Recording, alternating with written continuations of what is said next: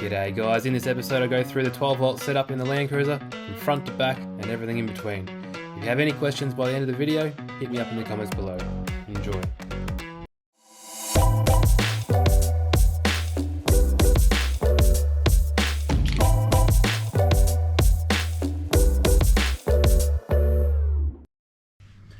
G'day guys, welcome to another episode.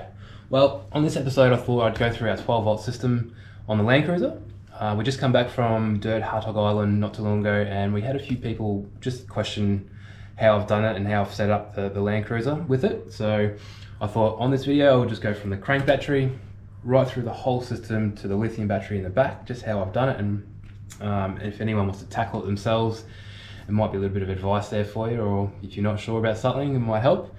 So I never had any experience whatsoever before tackling it, so it made absolutely no sense to me. So I did a lot of Googling, YouTube, and just talked to a few people like Battery World and J-Car, and they're happy to give you advice. So in the end, I did all that and decided to tackle it myself and just save a whole lot of money, because it does cost a lot of money if you get someone else to do it, and go down that road.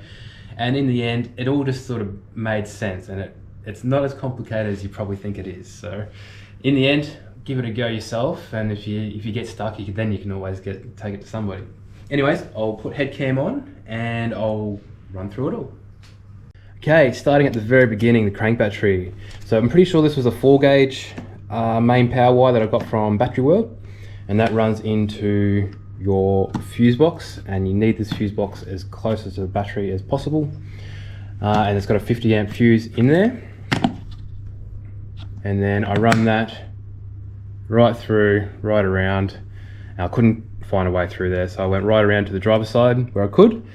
I definitely recommend getting this split tubing protection around the main power line and any wire pretty much that you use in your car. It just stops it from potentially rubbing through in corrugations and just things like that, or any sharp edges that it's got to bend around. You don't want it shorting out, because if the fuse doesn't go for some reason and it starts a fire, it's going to ruin your day. Through the firewall comes down, and I've just laid it underneath the carpet. All cars are just about basically the same along here. Just peel this protection strip off and just lay it under the carpet. I have that split tubing plastic wrapped all the way around, all the way through the whole car. Run through that into the back door, and run it, same thing as the front, run it through there, and it's just coming out there, as you can see. The first hurdle I come across was the air compressor. Now these take a lot of ampage to run, so if this is 45 amp, I couldn't just wire this directly into the switchboard, because the wires in the switchboard itself were a little bit too thin. So I've run the wires from the switchboard to a relay down here, and then I've run the earth wires through into the seat belt bolt, which is conveniently placed nearby. Okay, so I run that main power line right from the compressor right through to an isolator, which is on the outside in the EMU wing. I've got the isolator there, so if something does go wrong, shorts out, fire starts, whatever, I can cut all power to everything that's connected to the reserve battery. And then from the isolator, I run that through to the bottom of the DC-DC charger. Highly recommend this brand. They are a little bit pricier, but they're definitely worth it. This particular one's set to lithium. It has the lithium option on it. And then there's two inputs for this one. So I've got the solar panel down the bottom here coming into it as well. And the same deal, I've ran the wires through the car up into this as well with the solar panel. And then the output goes to the reserve battery down the bottom. Okay, so this is our new solar panel that we put onto the Cruiser just recently. You might have seen it on Dirt Hartog Island. They went really well. It's 100 watt from Vehicle Pacific Solar. I won't go into too much detail about the panel itself. If you want to check that out, we've got a video on our channel and talk all about it when it was first installed. I run the wires from this into a little fuse box in the corner here underneath the bonnet. I'm pretty sure it was a 10 or 15 amp fuse that I put in there, and then I run the wires down through the car following the main power line and into the DC-DC charger into the solar panel input. Pretty simple. Moving on. Okay, so I run the output main power line down into the positive on the battery. Pretty self-explanatory. And then the negative for the battery I've got to the car body as well. All the negatives I run to the same bolt for everything, so everything from the switchboard, the batteries, the lights, everything, that all goes to the one negative point, which is connected to that same seatbelt bolt down underneath the floor.